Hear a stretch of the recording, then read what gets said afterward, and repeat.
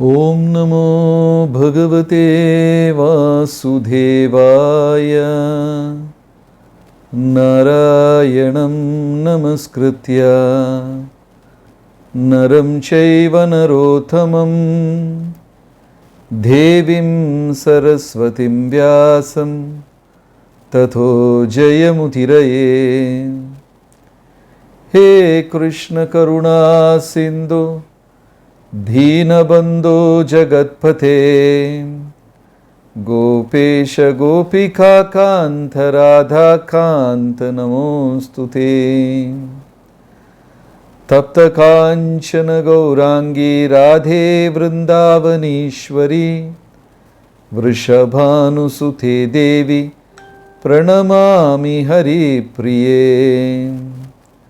जय श्री कृष्ण चैतन्य प्रभु नित्यानंद श्री अद्वैत गदाधर श्रीवासदि गौर भक्त वृंदा।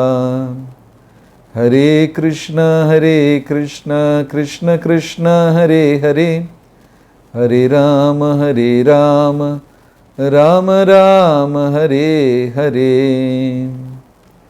हरे कृष्ण அனைத்து பக்தர்களுக்கும் என் மிக பணிவான வணக்கம். இன்னைக்கு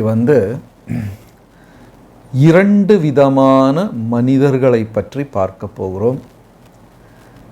பகவானை கடவுளை நம்புபவர்கள், கடவுள் நம்பிக்கை இல்லாதவர்கள், இப்படி இரு தரப்பான மக்கள். நம்மெல்லாம் பகவத்கீதையில் நிறையா முறை படித்திருக்கிறோம். 4 யுகங்கள் இருக்கு அப்படின்னு படிச்சிருக்கிறோம். சத்தியயுகம், திரேதா யுகம், துவாபர யுகம், இப்போ கலியுகம். சத்தியயுகத்தில் 25% கம்மியானவர்கள் மட்டும்தான் கடவுளை நம்பாமல் இருந்தார்கள். ஏறக்குறைய எல்லாருக்குமே கடவுள் நம்பிக்கை இருந்தது. கடவுள் பகவான் இருக்கிறார் என்று எல்லாருக்குமே தெரியும். ஹிரண்யகசிபு, ஹிரண்யாக்ஷன் அப்படிங்கிற அரக்கர்கள் கூட பகவான் தான் கடவுள், நாராயணன் தான் கடவுள் என்று தெரிந்து கொண்டு எதிர்த்தார்கள். அவ்வளவுதான். அரக்கர்கள் கூட கடவுள் இல்லைன்னு சொல்லலை. அவங்களுக்கு கடவுள் இருக்கிறது தெரியும். ஆனால் என்ன செஞ்சாங்க? எதிர்த்தார்கள். அப்போ அந்த காலத்தில் கடவுள் நம்பிக்கை இல்லாதவர்கள் ரொம்ப குறைவு. ஆனால் இன்னைக்கு கடவுள் நம்பிக்கை இருக்கிறவங்க ரொம்ப குறைவு. நான் ஒரு 2 நாளைக்கு முன்னா ஒரு வீட்டுக்கு போனேன். ஒரு 9ஆம் வகுப்பு 10ஆம் வகுப்பு படிக்கக்கூடிய ஒரு பெண் குழந்தை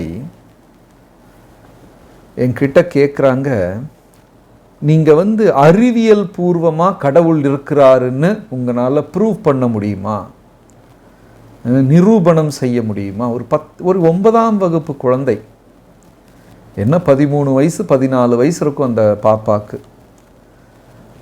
கடவுள் இருக்கிறாரு அப்படின்னு நீங்கள் அறிவியல் பூர்வமாக ப்ரூவ் பண்ண முடியுமா அப்படின்னு கேட்டேன். நான் கேட்டேன், கடவுள் இல்லைன்னு ப்ரூவ் பண்ண முடியுமா?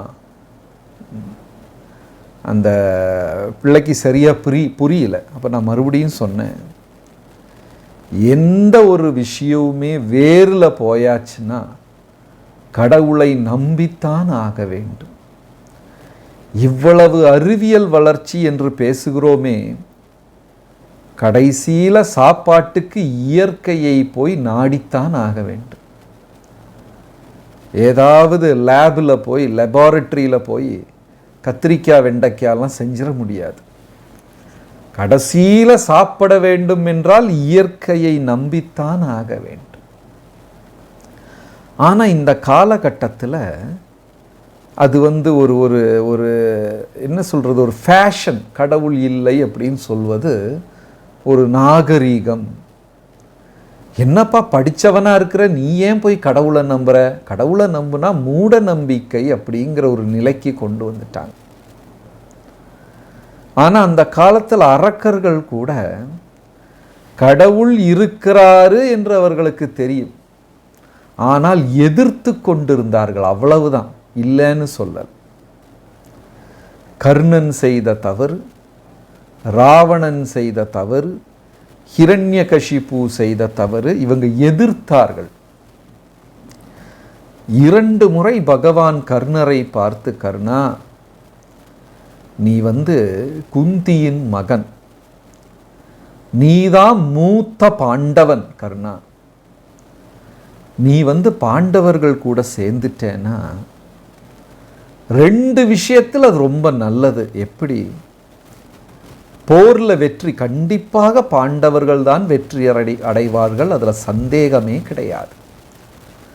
பாண்டவர்கள் அப்படி வெற்றி அடைந்து விட்டால், கர்ணா, நீதான் மூத்தவன், அதனால நீதான் மன்னனாக போகிறாய், அரசனாக போகிறாய். சரி, இனியொரு விஷயம் என்னன்னா,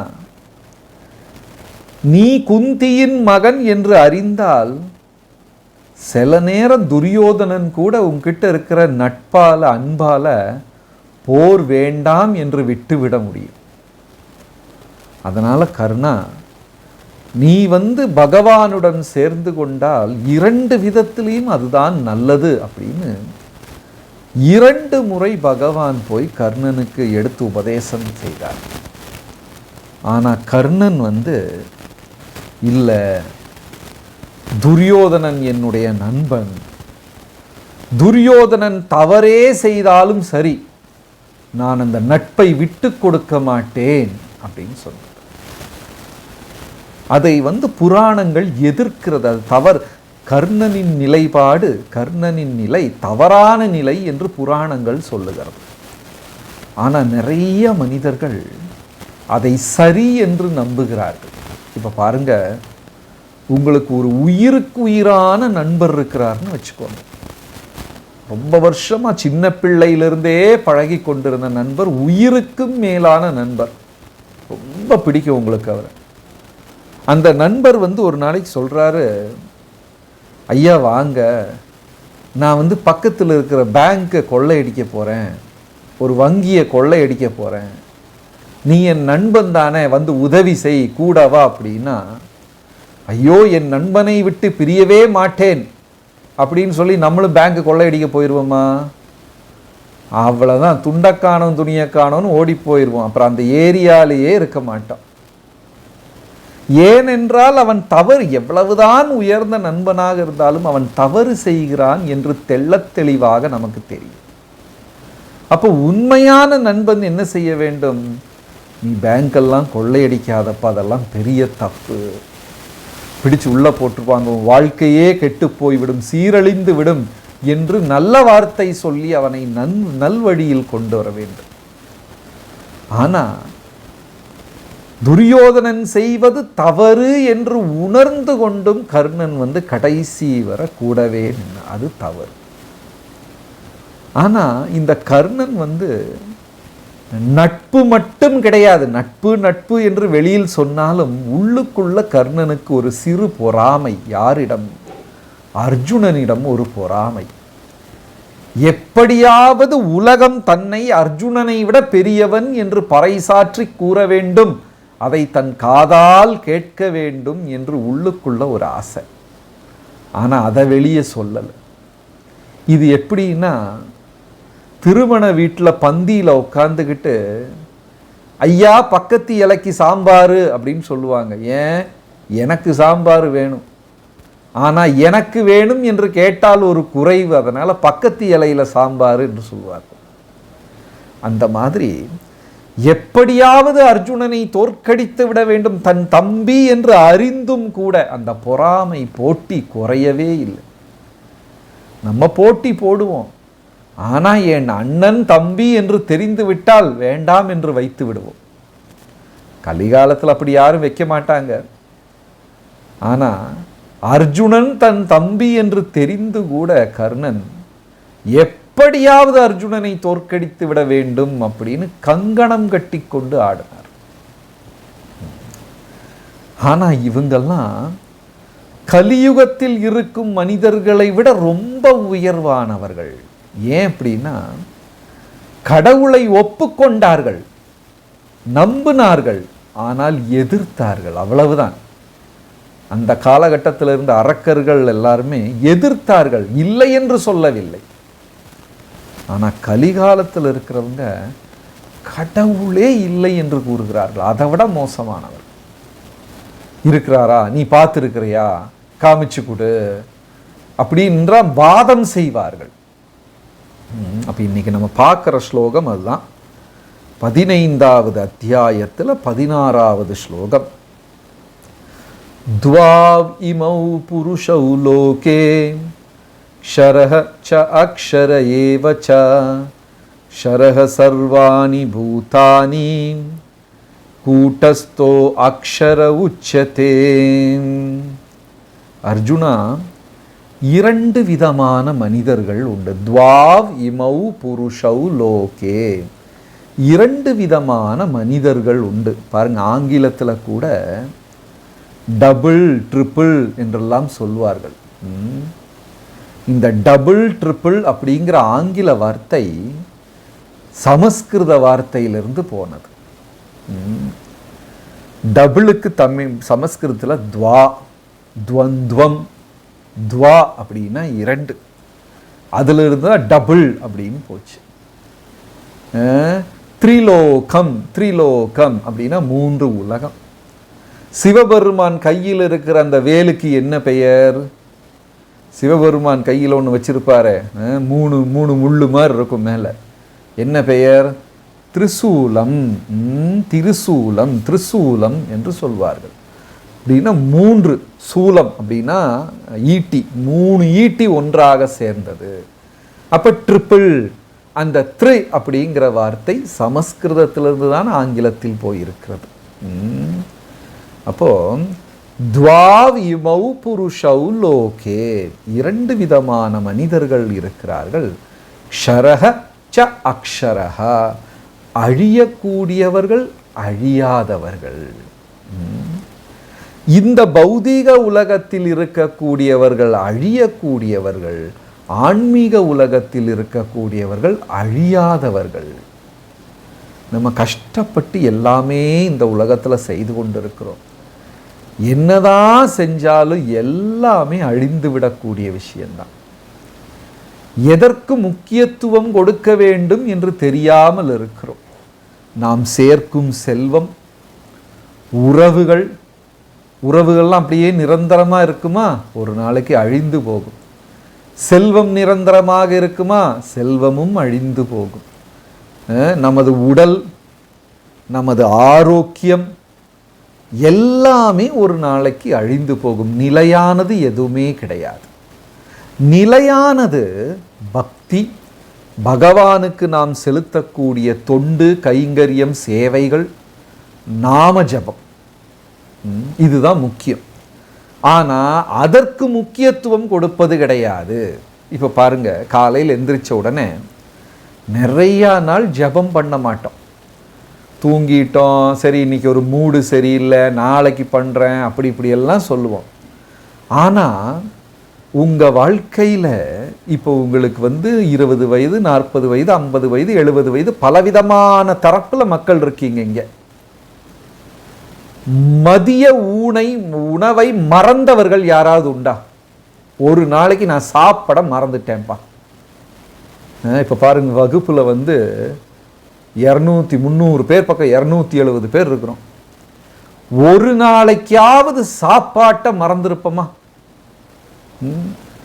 மறக்கவே மாட்டோம்.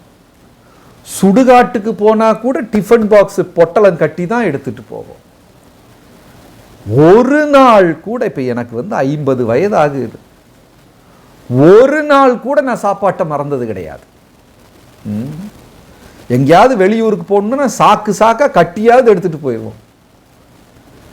ஆனா எவ்வளவோ நாள் ஜபம் செய்ய தவறிவிட்டோம். தெரிஞ்சதுக்கு அப்புறம் கூட தவறி இருக்கிறோம். அப்படின்னா பாருங்க, இங்கே ஒரு பாப்பா நான் ஜபம் சாப்பிட மறந்துட்டேன்னு சொல்கிறாங்க. பரவாயில்லையே, நீங்கள் சாப்பிட மறந்தா கூட உங்கள் அம்மா மறக்க மாட்டாங்க. சாப்பிட்டியான்னு சொல்லி ஊட்டி விட்டுருவாங்க இல்லையா?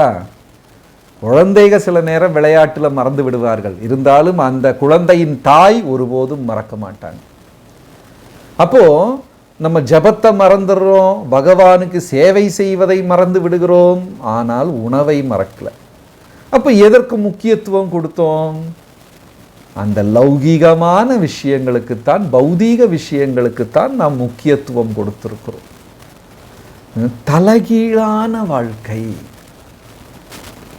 ஒருத்தர் பயங்கரமான இவர் என்ன சொல்வது, மது அருந்துபவர், குடிக்கிறார், பயங்கரமாக குடிக்கிறார். அப்படியே குடிச்சுக்கிட்டு வீட்டுக்கு இனி ஒரு பாட்டில் வேற வாங்கி, ஒரு மது குப்பி ஒரு பாட்டில் வேற வாங்கி சட்டைக்குள்ளே வெளிச்சுக்கிட்டு தட்டி தடுமாறி வீட்டுக்கு போகிறார். நல்ல மழையெல்லாம் பெய்யுது. அந்த மனிதனுக்கு ஒரு நிலை கிடையாது, அந்த அளவுக்கு போதை மயக்கம். போகிற வழியில் கால் தவறி விழுந்து கால்லேருந்து ரத்தம் வருது.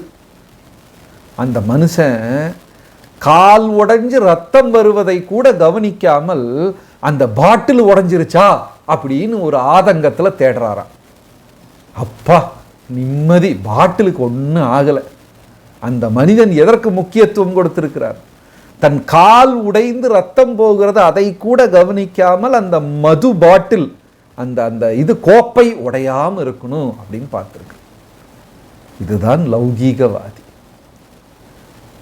உயிரை விட இந்த உலகத்தில் பெருசு ஏதாவது இருக்கா? ஒண்ணுமே கிடையாது. உலகத்தில் இருக்கும் அனைத்தையும் அடைந்தோம், அடைந்த அன்னைக்கு என் உயிர் போய்விட்டது, என்ன பிரயோஜனம்? ஒரு பிரயோஜனம் இல்லை.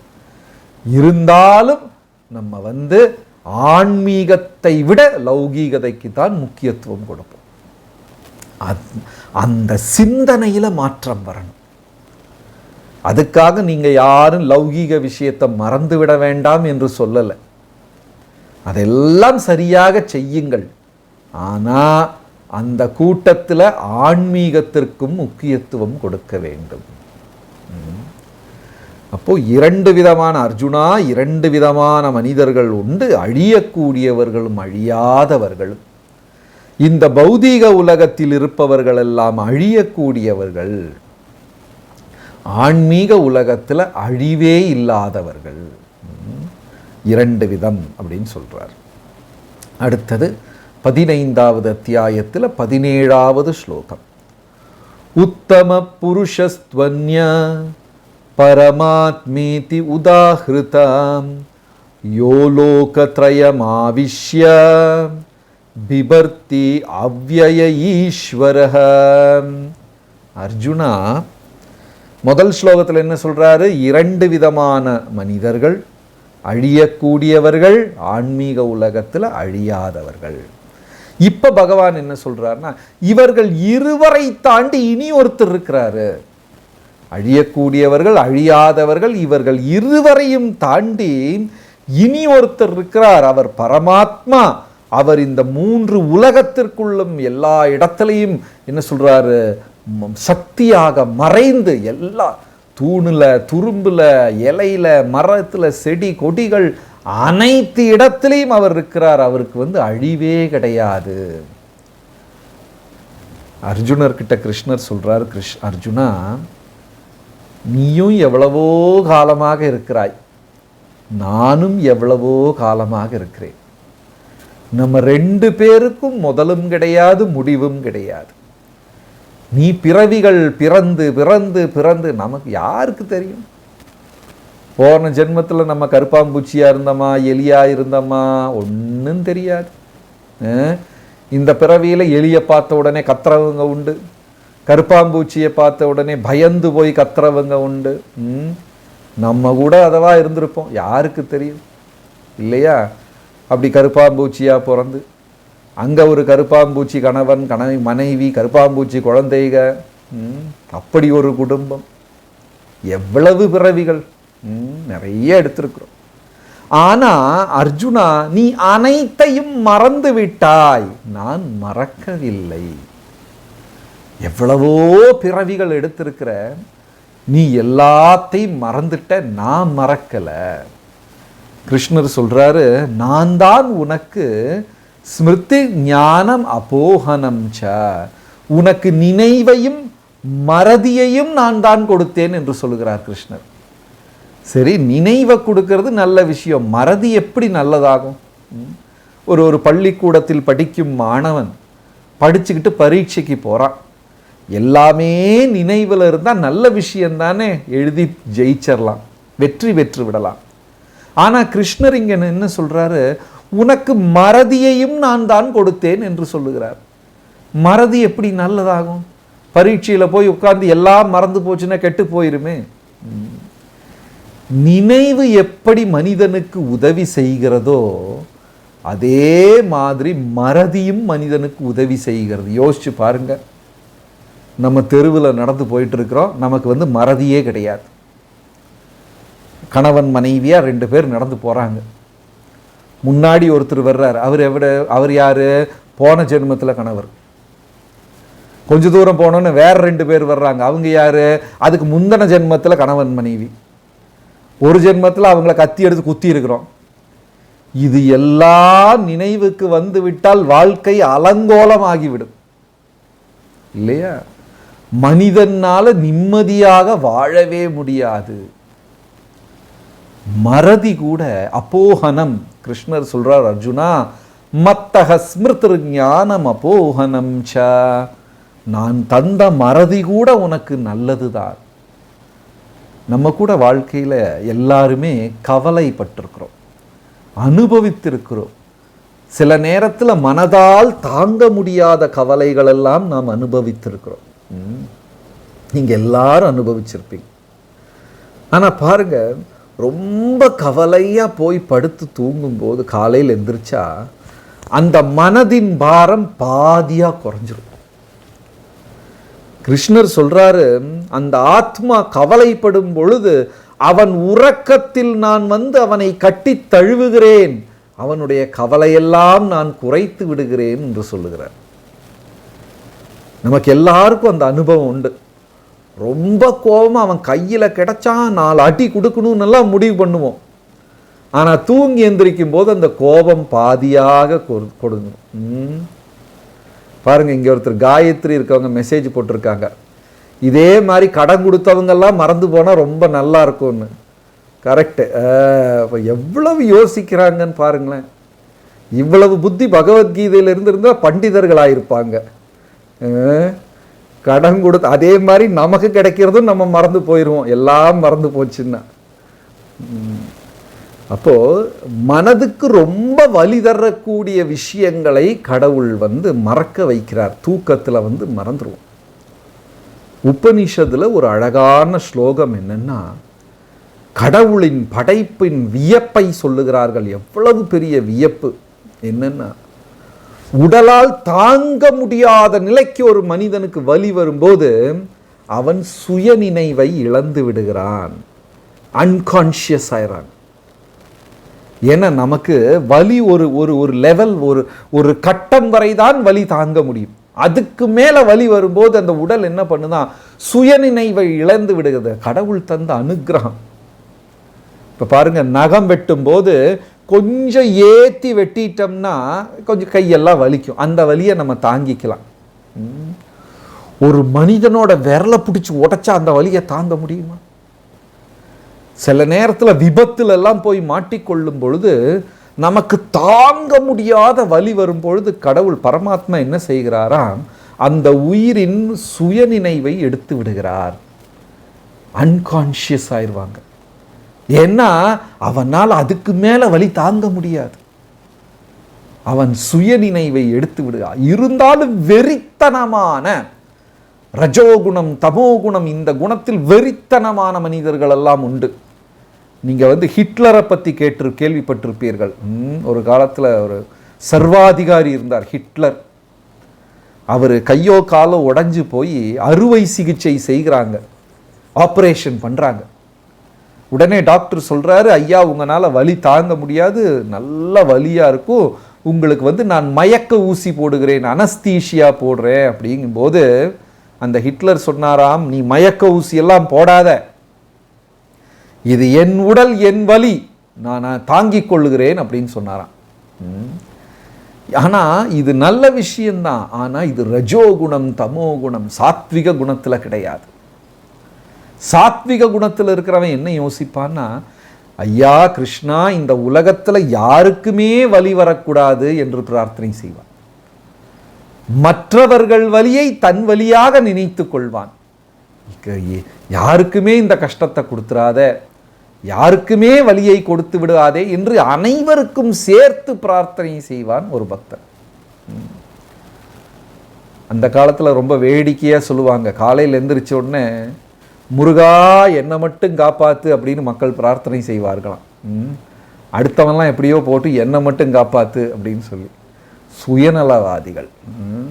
ஆனால் ஒரு உண்மையான வைணவன் சைத்தன்ய மகாபிரபுடைய காலத்தில் ஒரு பிராமணர் இருந்தார். அவர் என்ன பிரார்த்தனை செய்வார்னா, பகவானே இந்த உலகத்தில் இருக்கிற எல்லாருக்கும் மோட்சத்தை தந்துவிடு, அவர்கள் கவலையை முழுவதும் எனக்கு தந்துவிடு, நான் பிறவிக்கப்புறம் பிறவி எடுத்து எடுத்து நான் அதை அனுபவித்துக் கொள்ளுகிறேன் என்று பிரார்த்தனை செய்வார். எல்லாருக்கும் ஆனந்தத்தை கொடுத்துரு, அந்த கவலையை பூரா எனக்கு கொடுத்துரு என்று பிரார்த்தனை செய்வார். நம்மளால் அப்படி பிரார்த்தனை செய்ய முடியுமா? காலையில் எழுந்திரிச்சு கிருஷ்ணா பக்கத்து வீட்டுக்காரரை காப்பாற்றிரு, அந்த பேங்க் லோன் வேணால் நான் அடைச்சிக்கிறேன், நான் கட்டிடுறேன், அந்த பக்கம் இருக்கிறவரை காப்பாற்றிரு, அவருடைய வண்டி லோன் நான் கட்டி விடுகிறேன். யாராவது பிரார்த்தனை செய்வாங்களா? யாருமே செய்வாங்க. சுயநலவாதிகள் கலிகாலத்தில் இருக்கிறவங்க.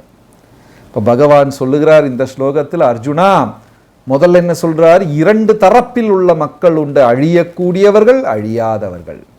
இந்த ஸ்லோகத்தில் என்ன சொல்றார்? அதையும் தாண்டி நான் பரமாத்மாவாக இருக்கிறேன், இந்த உலகத்தில் இருக்கும் அனைத்தையும் நான் தான் கட்டுப்படுத்துகிறேன் அப்படின்னு 15வது அத்தியாயத்தில் 17வது ஸ்லோகத்தில் சொல்றார். அடுத்தது 15வது அத்தியாயத்தில் 18வது ஸ்லோகம். யஸ்மாத் அக்ஷரமதீதோஹம் அக்ஷராத் அபிச்சோத்தமஹ அதோஸ்மி லோகே வேதே ச பிரதிதா புருஷோத்தமம். அந்த மூன்றாவது யார்? நான் புருஷ உத்தமன், மனிதர்களில் உத்தமன். அப்போ மொத்தம் 3 பேர் இங்க, அழியக்கூடியவர்கள், அழியாதவர்கள், அதைவிட உயர்ந்த பகவான் எங்கும் நிறைந்திருப்பவர். அவருக்கு அக்ஷராதபி சோத்தமஹ, அழிவே கிடையாது. அதாவது திருவள்ளுவருடைய முதல் குறளை பார்த்தீங்கன்னா, அகர முதல எழுத்தெல்லாம் ஆதி பகவன் முதற்றே உலகு. பகவன் எப்பொழுது உலகத்தை படைத்தாரோ அன்றைக்கே அகரம் எழுத்துக்கள் வந்துவிட்டது. அகரம்னா அழியாதது. சமஸ்கிருதத்தில் எழுத்துக்கு என்ன சொல்லுவாங்கன்னா அக்ஷரம் அப்படின்னு சொல்லுவாங்க. நம்ம கூட குழந்தைகளுக்கு பேர் வைப்பாங்க, பார்த்துருக்கீங்களா? அக்ஷரா அப்படின்லாம் என்ன பொருள்னே தெரியாது, அக்ஷரான்னு பேர் வைப்பாங்க. அக்ஷரா. திரௌபதியிடம் ஒரு பானை இருந்தது, அந்த பானைக்கு என்ன பெயர்? அக்ஷயா, அழியாதது. அக்ஷய பாத்திரம் அப்படின்னா அழியாதது, அக்ஷரானா அழியாதது. சமஸ்கிருதத்தில் சொல்லக்கூடிய அக்ஷரத்தை தான் தமிழில் அகரம் என்று சொல்லுகிறார்கள். அழிவில்லாதது. திருவள்ளுவர் தான் சொன்னார், அகர முதல எழுத்தெல்லாம் அகரம் அழியாதது. என்றைக்கு பகவான் இந்த உலகத்தை படைத்தாரோ அன்றைக்கே எழுத்துக்களை படைத்து விட்டார், அழிவில்லாதது. அந்த வார்த்தையைத்தான் இங்கு உபயோகம் செய்திருக்கிறார்கள் பகவானை. அக்ஷராத் அபிச்சோத்தமஹா, பகவானுக்கு ஒரு அழிவே கிடையாது. இதை ஏன் மறுபடியும் அழியாதது அழியாதது அப்படின்னு சொல்றாங்கன்னா, இது நமக்கு ஒரு பாடம். ஏன்னா நான் எனது நம்பிக்கையை எங்க வச்சிருக்கிறேன். இப்ப நம்ம வாழ்ந்து கொண்டிருக்கிறோம், நம்ம பக்தர்கள் அந்த மாதிரி நினைவை இப்போ கொஞ்ச நேரத்துக்கு மறந்துருங்க. நீங்க பக்தருங்கிறதெல்லாம் மறந்துருங்க. நீங்க ஒரு சாதாரண மனிதராக நினைத்து கொள்ளுங்கள். உங்க வாழ்வின் ஆதாரம் நம்பிக்கை உங்களுக்கு எங்க இருக்கிறது? எங்க வச்சிருக்கிறோம் நம்பிக்கை? என் பேங்க்கில் இருக்கக்கூடிய பணம் என் வாழ்வின் ஆதாரம். பெண்கள் என்னானாலும் பரவாயில்லப்பா, கையில் 50 சவரன் இருக்கு, வித்தாவது நான் சாப்பிட்டு பொழைச்சிக்குவேன். அந்த வாழ்வின் ஆதாரம் நம்பிக்கை எங்க இருக்கு? பணம், தங்கம், நகைகள். எனக்கு நல்ல வேலை இருக்கு, கை நிறைய சம்பளம். இந்த மாதிரி விஷயங்கள்ல தான் நம் வாழ்வின் ஆதாரத்தை வைத்திருக்கிறோம். நாம ஜபம் எல்லாம் சரி, பக்தி எல்லாம் சரி, அதெல்லாம் பண்ணுவோம். காலையில் 7 மணிக்கு அந்த கடையை மூடிடுவோம். அப்புறம் அடுத்த நாள் காலையில் தான் அந்த கடையை திறப்போம். அப்புறம் எனக்கும் அதுக்கும் சம்பந்தமே கிடையாது. அப்புறம் நான் நம்புவது பூராம் என்ன? என் வேலை, என் செல்வம், என் சம்பாத்தியம், என் பணம், என் உடல் வலிமை, என் உறவுகள், எனக்கு கணவன் உண்டு, மனைவி உண்டு, ஏதாவதுன்னு அவங்க கிட்ட ஓடி போலாம், அவங்க என்னை காப்பாற்றுவாங்க. என் நம்பிக்கை, வாழ்வின் ஆதாரம் முழுவதுமே அதுதான். தூய பக்தன் அப்படின்னா அந்த இடத்துல கிருஷ்ணரை கொண்டு வரணும். ஆனால் இப்போ நம்ம அந்த இடத்துல கிருஷ்ணரை கொண்டு வரல. பக்தி நல்லதுதான் எல்லாம் தெரியும், அது ஒரு எக்ஸ்ட்ரா ஃபிட்டிங், அவ்வளோதான். வாழ்க்கையில், நம்ம வாழ்க்கையில் பக்தி ஒரு அதிகபட்சமான ஒரு காரியம், ஆதாரமாக இதுவரை மாறவில்லை. அதனால தான் இந்த ஸ்லோகங்களில் கிருஷ்ணர் திரும்ப திரும்ப அழியாதது அக்ஷரம், நீ உன் நம்பிக்கையை அதில் வை என்று சொல்லுகிறார். நல்ல ஆழத்தில் யோசிக்கணும். என் பேங்க்ல இருக்கிற எஃப்டியை நான் நம்புறேனா? என்னுடைய நகைகளையும் பணத்தையும் நான் நம்புகிறேனா? என் உடல் வலிமையை நம்புகிறேனா? என் வாழ்க்கை, என் பென்ஷன் பணம், அதை நம்புகிறேனா? இல்லை, இதை எல்லாத்தை விட மேலாக பகவான் போதும், எது போனாலும் அவர், அந்த நம்பிக்கை திண்ணமாக வந்து விட்டதா? கேள்வி கேட்டால் நம்ம இப்போ எல்லாரும் ஆமான்னு தான் சொல்லுவோம். நாளைக்கு ஒரு பிரச்சனை வந்தது, அப்படியே உள்டா அடிச்சிருவோம். எனக்கு தெரிந்த ஒரு நண்பர் நல்லா பகவத்கீதை உபன்யாசம் எல்லாம் பண்ணுவார், எல்லாமே பண்ணுவார்.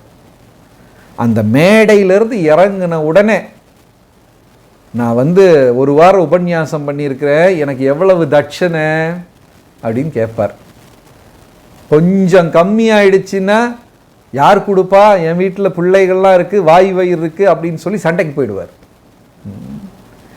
பேசுவது வேற, 7 நாள் உட்கார்ந்து அந்த வியாச பீடத்தில் அவ்வளவு பேசிட்டு, ஆனால் வாழ்க்கையில் அது கொஞ்சம் கூட பிரதிபலிக்கவில்லை.